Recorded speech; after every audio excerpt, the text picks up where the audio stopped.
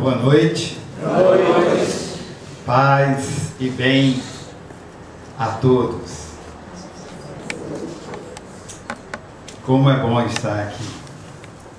E como é bom poder compartilhar esse amor, compartilhar essa energia, esse prana que nos alimenta e que nos identifica todos como verdadeiramente filhos de Deus. Paulo de Tarso fazia uma pergunta definitiva a todos nós e se reportava não à crença, mas à fé. E dizia assim: recebestes o Espírito Santo quando crestes? Quando Paulo de Tarso nos faz essa pergunta,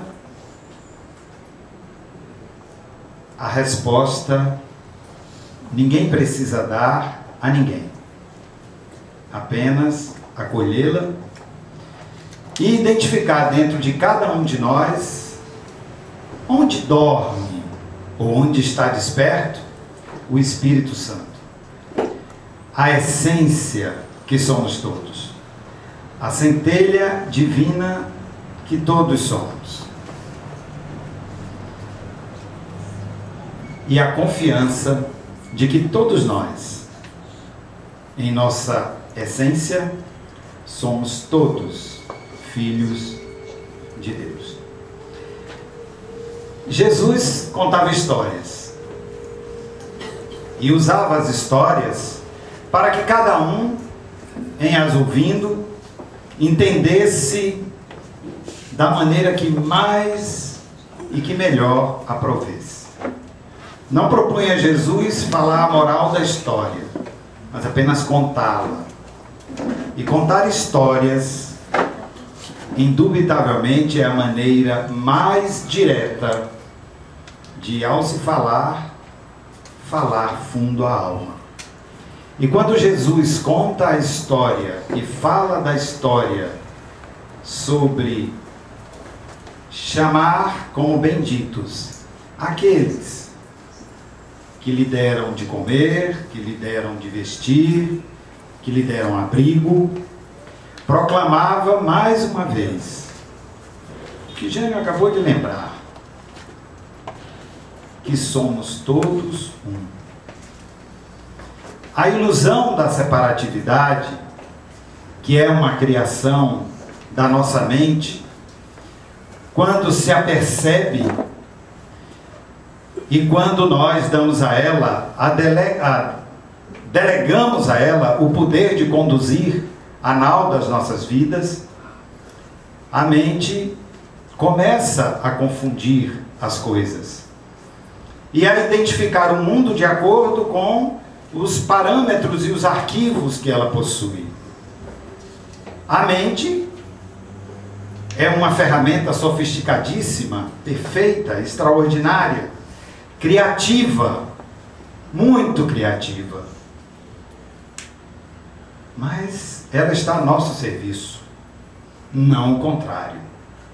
Não nós a serviço da mente. Mas quando delegamos à mente o poder de contar para nós, e nós passamos a acreditar na ilusão que ela tem do que é esse mundo e do que é viver, nós ficamos completamente atordoados e à mercê de para onde ela nos leva. A mente tem um aliado extraordinário e tão criativo quanto, e tão cheio de razão, que se chama o ego.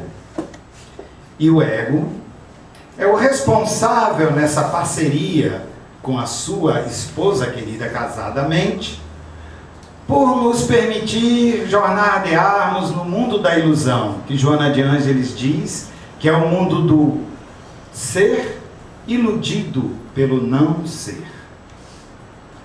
É quando nós passamos a acreditar nas limitações, acreditar na escassez, a desacreditar da nossa potencialidade, da nossa plenitude. É quando passamos a acreditar por crenças extremamente limitantes, que somos pequenos, que pouco podemos fazer e que nossas escolhas são muito restritas, porque o mundo não é fácil. E aí, nesse momento, a mente se atordoa, porque o ego também lança a mão quando ele não está muito satisfeito na sua relação apenas ele com a mente. O ego lança a mão de algo que também está muito presente em nós e que o Tom tocou nele: a vítima. É quando nós começamos a nos sentir vítimas de tudo, do processo que aí está, nos sentimos fragilizados, nos sentimos diminuídos e começamos a ter muitos argumentos para a nossa não escolha, ou para as escolhas não felizes, ou para as situações complicadas que a vida nos dá. Nesse momento, o ego tem na vítima, se a mente e o ego são casados, o ego e a vítima são amantes. E toda boa amante, ou todo bom amante, esconde essa relação. E a vítima é escondida, é disfarçada. E está sempre dentro de nós, transferindo as coisas. E a mente, que não, obviamente, porque está escondida essa relação entre o ego e a vítima, não sabe muito como lidar com essa situação, se perde em muitos sofrimentos, se perde em muitos questionamentos e, sobretudo, se perde presa na questão do tempo.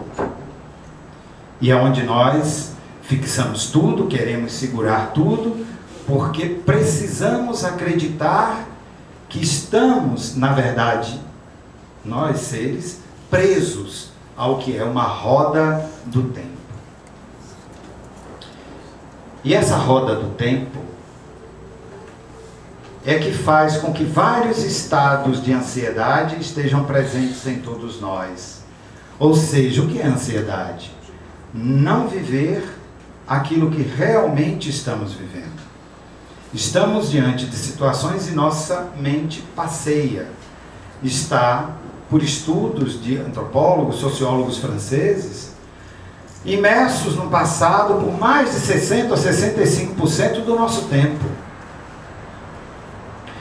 Outras vezes, em devaneios projetados no futuro.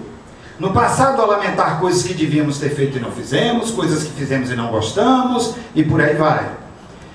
E no mecanismo de fuga, começamos a nos projetar lá no futuro, a identificar possibilidades, porque quando eu me aposentar, porque quando eu me formar, porque quando eu aprender, porque quando eu me iluminar. E aí, segundo esses estudos, nós temos mais 30% a 35% do nosso tempo investido nisso. E de acordo com esses estudos, em torno de 5% é vivendo o momento presente, atentos ao momento presente. Mas não se anime não, porque na maioria do tempo desses 5%, nós somos chamados ao presente por causa das necessidades fisiológicas. Porque precisamos comer, porque temos que ir ao banheiro. Mas olhe, que é por átimo de segundo, porque às vezes quando estamos no banheiro, a mente começa a voar de novo. O chamado vem, eu vou, faço e me largo de novo. Porque eu não consigo me sentir bem comigo mesmo, ou vivendo a minha experiência. Por que não consigo viver a minha experiência? Porque temo não viver a minha experiência. Porque acredito numa história que é dita de que eu sou tão imperfeito, eu tenho tantos defeitos, meu Deus, eu tenho muito que evoluir. E a evolução é uma coisa assim para fora, que é com aquele sacrifício todo de se projetar. Porque eu acredito que realmente em mim não há nada. E aí eu estou mais ou menos abraçando o pensamento daquele irônico pensador brasileiro, Barão de Itararé. Da onde eu menos espero, daí é que não sai nada mesmo. Então, se eu não espero nada de mim, o que vai sair de mim? Nada. Então não tenho que buscar em mim. Oh, meu Deus, me ilumina. Oh, Jesus, preciso da tua força. Preciso da força dos santos. Eu preciso da força que eu vou ter quando eu vou para o Paz e Bem. Quando eu tomo um passe. Aí a força vem. As forças vêm e vão e passam. Porque se eu não reconheço em mim a autoridade energética para abraçar e acolher a energia que me chega, eu sou como um defletor que a energia vem e dispersa. Porque eu não tenho como lhe dar acolhida, porque eu não a reconheço como minha. E é isso que Jesus nos dizia quando diz: vós sois deuses. E enquanto não reconhecermos esse divino em nós, e enquanto insistirmos em olhar para nós e nos acharmos farrapos espirituais, mendigos da espiritualidade, da energia, nós continuaremos a ser sorvedores, desperdiçadores ou meros atratores e dispersores, porque não conseguimos dar à energia que nos chega a dimensão que precisamos verdadeiramente dar. É como um presente que é dado a alguém que não sabe o que aquilo vale. Se eu não sei o que aquilo vale, eu faço o que eu quiser com isso. Não era Jesus que dizia: não atireis aos porcos as vossas pérolas? Porque eles não vão entender disso. E eles vão pisoteá-las. E eles vão deixá-la na lama. E se você tentar repreendê-los e entrar lá para dizer para eles: olha, isso aqui é uma pérola, eles vão para cima de vocês e vos despedaçam. Porque para eles isso não faz sentido. A pérola não faz, hein? Mas você é um belo pedaço de carne para ele dar uma mordida. Então, o que ele reconhece? Então, o que nós reconhecemos da energia que somos? Da luz que somos? Da plenitude que somos? Quando Jesus fala de pequeninos, não está diferenciando estaturas entre seres. Está apenas lembrando que tudo no universo são coisas simples. Ser simples não quer dizer ser medíocres. Ser simples simplesmente quer dizer o que é. As coisas pequenas são os detalhes que estão diante de nós no momento e na hora que estão diante de nós. Mas como a mente está perdida entre as ilusões dela com o ego e as preocupações das peripécias dele com a amante vítima, nós nos perdemos e perdemos as nossas conexões. Somos donos do nosso barco. Por que transferimos o timão desse barco a um equipamento chamado mente, a um outro equipamento chamado ego, para que possamos, em os utilizando numa harmonia das nossas energias e das nossas potencialidades, dar fluidez ao processo. A mente é criativa, mas a mente é obediente. Ah, não, minha mente não é. Tem pessoas assim: meu Deus, o que eu faço para não ser governado pela minha mente? O que eu faço para acabar com esse meu ego? Essa é uma pergunta completamente mental. Não é da tua essência. Porque a primeira pergunta sobre a mente: olhe para você, assuma a sua presença e simplesmente diga à mente o que ela tem que fazer. E a segunda pergunta: por favor, não deixe o ego ser destruído. Porque na hora que o ego e a estrutura mente forem aniquiladas, o espírito não consegue atuar sobre a matéria. Percebam, a mente é um instrumento sutil, rico, criativo, perfeito, para que o espírito possa corporificar-se e nesta corporificação liderar o processo da sua existência, não para ser conduzido, não para ser tocado, não para ser tangido. É colocar a lâmpada sob o alqueire. Era isso que Jesus dizia, para que nós entendamos que não podemos estar sob a égide, sob a direção de quem quer que seja, a não ser a nossa própria. E não há depois que invocar a amante do ego e a vítima e dizer: ah, mas se eu soubesse, ah, se eu pudesse. Porque você pode tudo. Você pode até não querer poder, mas você pode. Então nós estamos aqui para fazer escolhas.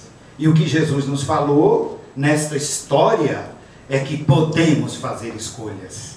Estamos diante de necessidades fundamentais e básicas apresentadas por alguém diante de nós.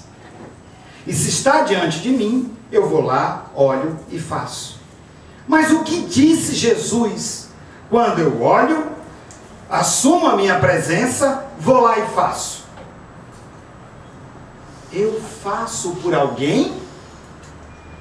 Ou eu faço por mim, pelo universo, por todos? O que Jesus só quis nos dizer é que não há como apartar.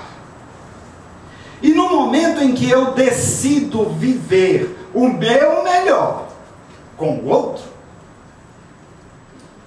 e o que eu faço, como diz Joana de Ângeles, quem faz o que pode, faz o máximo. Porque até para ajudar existe a ordem da ajuda. Ajude na medida daquilo que você está pronto para fazer.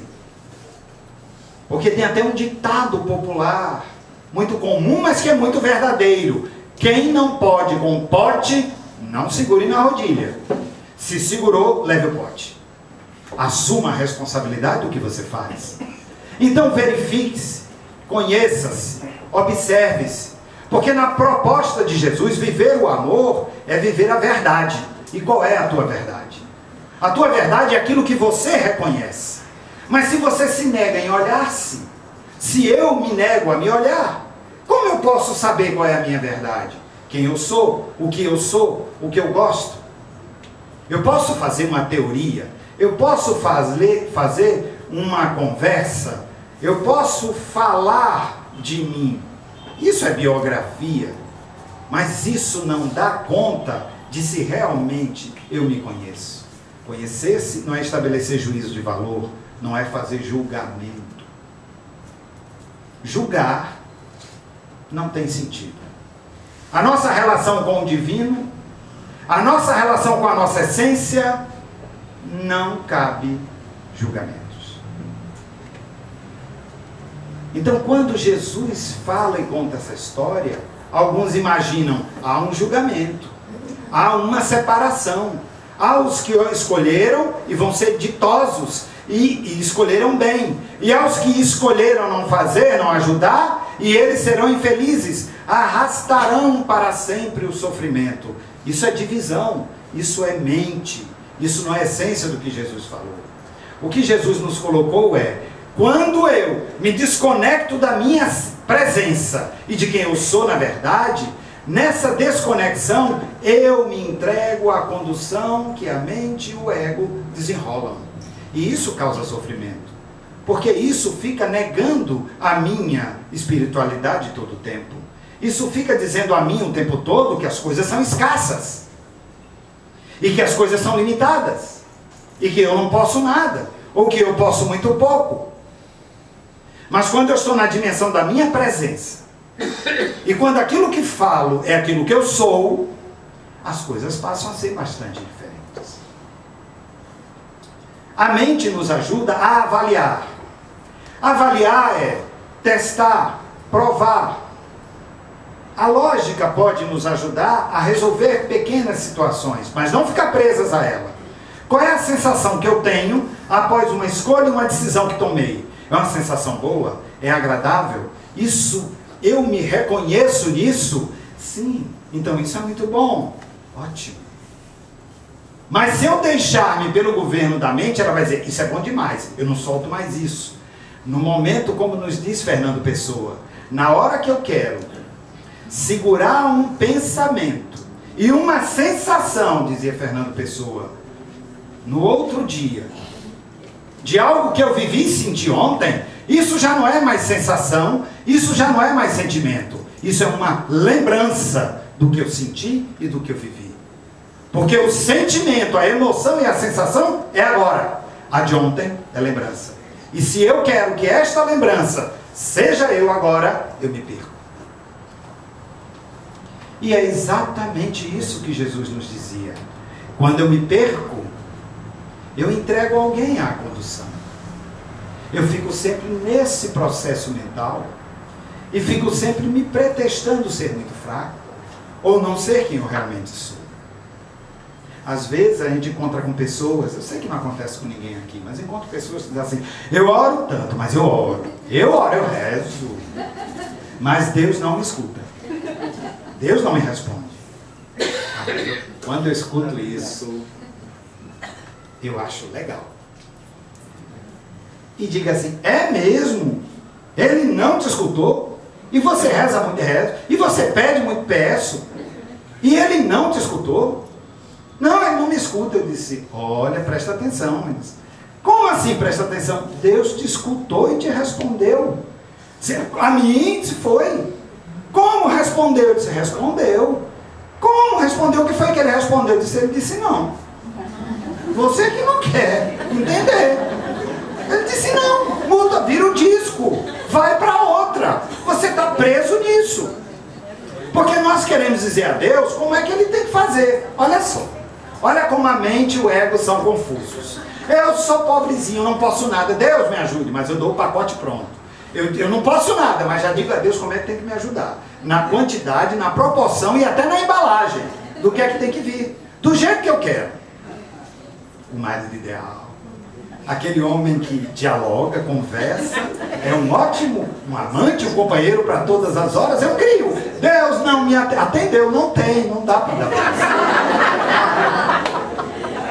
Aí, eu não, mas eu adoro. Uma vez me contaram, é um xiste, mas é, que disse, o rapaz chega para o pai e diz assim, ah, meu pai, não vou tomar uma decisão séria na minha vida. Eu vou me separar da minha mulher. O pai lendo o jornal, até aí estava tranquilo, não parou de ler o filho falando. E ele lendo, disse, é, meu filho, você vai se separar do seu mulher? É, vou me separar do seu mulher. Ah, tudo bem. Sabe por quê, pai? Ele lendo o jornal. Por quê, meu filho? Faz mais de 6 meses que ela não fala comigo, não conversa comigo.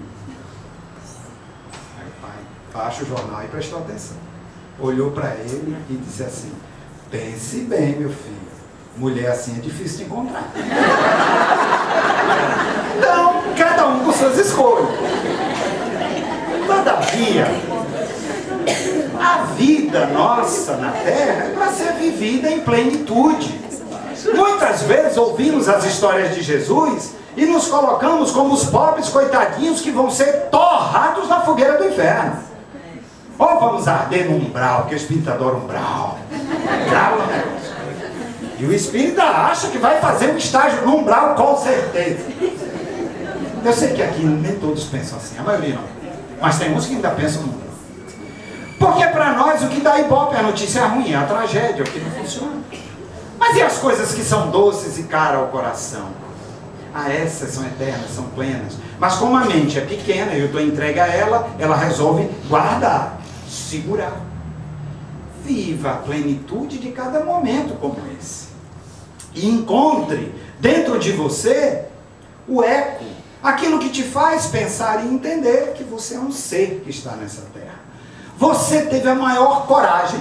Nós tivemos uma ousadia quando resolvemos nos corporificar, mergulhamos numa dimensão material pequeníssima, molecular, e mergulhamos no ventre de uma mulher milagrosa, capaz de produzir um milagre, porque as mulheres fazem os milagres, de dar a vida. E eu ousei me entregar na mão de alguém para depender dele de tudo. De tudo. E eu tive a coragem de fazer isso. Então como é que hoje eu digo que tenho medo? Medo de quê? Se você teve a coragem de viver. De estar aqui nesse mundo. Medo de quê? Medo de não ser você mesmo? Medo de que sua luz não seja grande? É isso que nos fala Mandela quando cita a poetisa, a pensadora britânica. O que nos mete medo é a nossa luz. O que nos mete medo é a nossa potencialidade. Não são as nossas limitações, não são as nossas fraquezas. Porque na hora que reconhecermos a nossa luz, não temos mais desculpa. Não temos mais argumento. Teremos que viver o que somos. E a doutrina espírita, bem-vindos a ela. É desafio todo dia. É desafiadora, porque nos diz que é necessário a ousadia de viver aquele dia.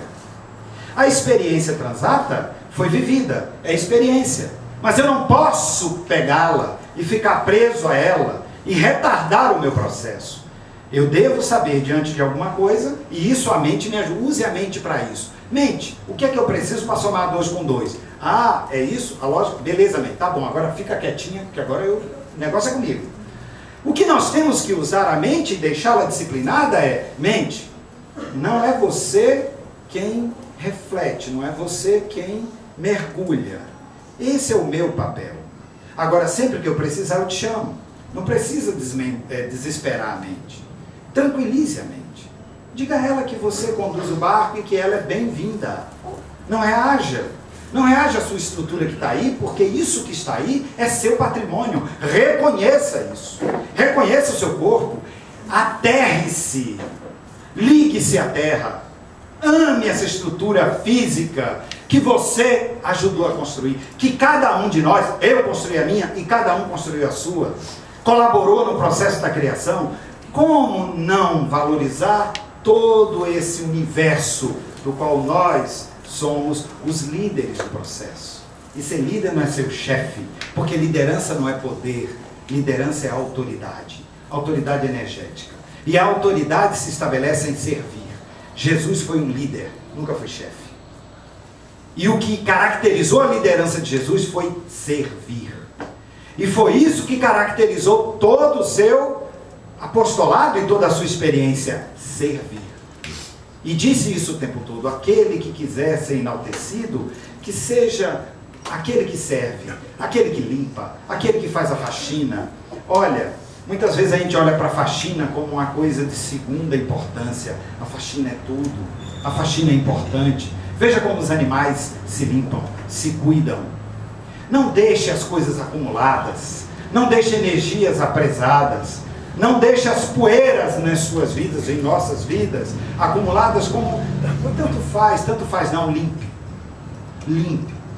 cuide. E limpar é isso, limpar é estar presente, é se está vendo que aquilo não está encaixado, tome uma atitude, despreocupe-se e ocupe-se. Porque a tendência da mente é preocupar-se. Antes, ocupar-se. Preocupar-se quer dizer se estressar o tempo todo e não fazer coisa nenhuma e sofrer. Isso é preocupação. A proposta espírita é: despreocupe-se e ocupe-se. Toma uma atitude. Vai lá e faz. Porque ainda que esta atividade ou essa ação promova dor, mas é uma dor protagonista. Uma dor de quem realiza, de quem faz.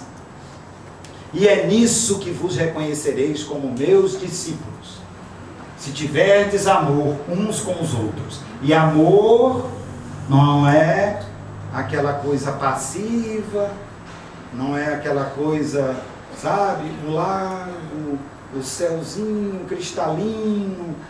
Isso é uma criação da mente exatamente para que eu espere um dia isso chegar. Não vai chegar não.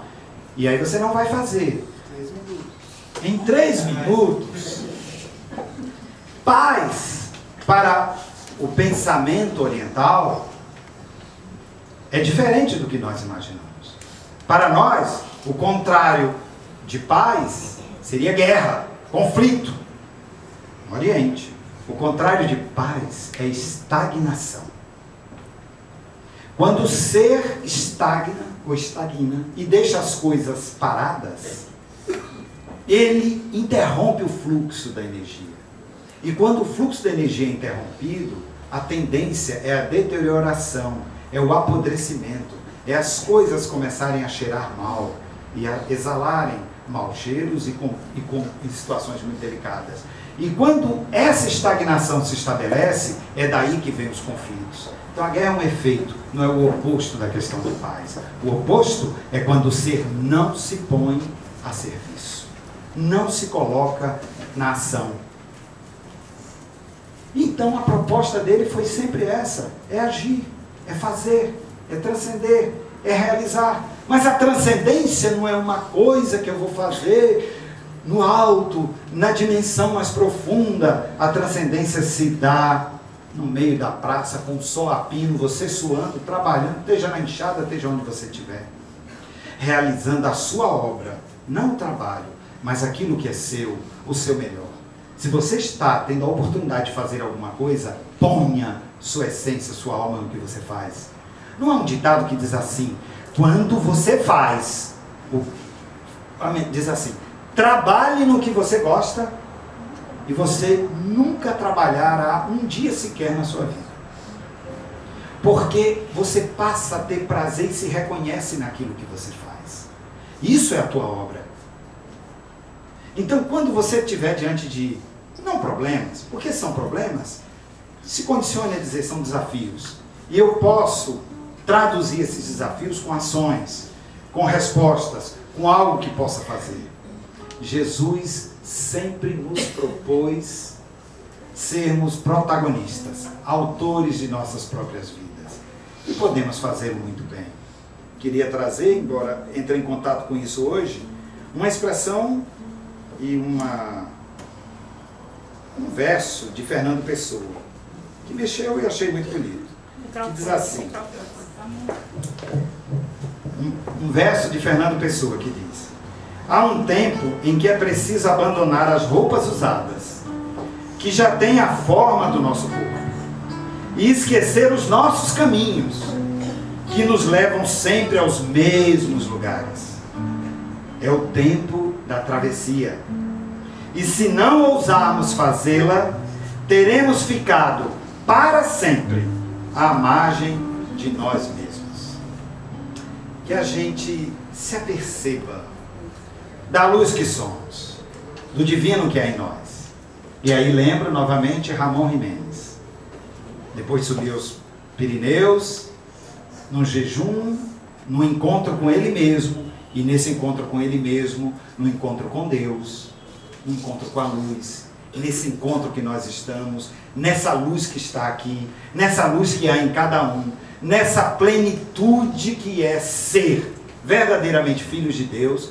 E quando percebendo isso e vendo que somos todos um, somos todos uma grande, uma imensa fraternidade, ele desce descoberto e diz assim, percebendo sobre ele mesmo: eu não sou eu sou alguém que caminha ao meu lado, que permanece em silêncio quando eu estou falando, que perdoa e esquece quando eu estou irado, esbravejando, e que segue sereno quando eu estou aflito, sofrendo, e que estará de pé quando eu estiver morrendo.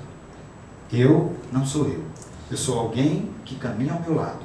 Por esse alguém vale a pena rir, vale a pena chorar. Por esse alguém vale a pena conspirar. Conspiremos. Conspirar significa inspirar juntos, com Deus e com o universo. Conspiremos sempre por nós, pela humanidade e por tudo que representa essa criação de amor que Deus nos proporciona. Que Deus nos abençoe.